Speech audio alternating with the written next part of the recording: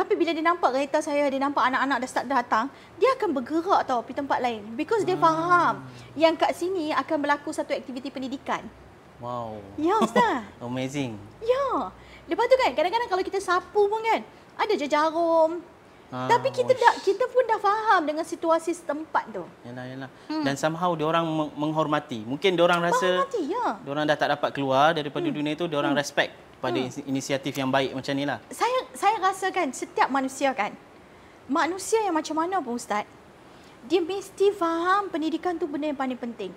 Pendidikan ni, semua orang faham pendidikan ni adalah alat perubahan seseorang manusia tu. Betul. Itulah alat tools yang paling pendidikan memang alat yang paling ampuh lah untuk merubah seseorang individu. It can change people. It break barriers macam tu.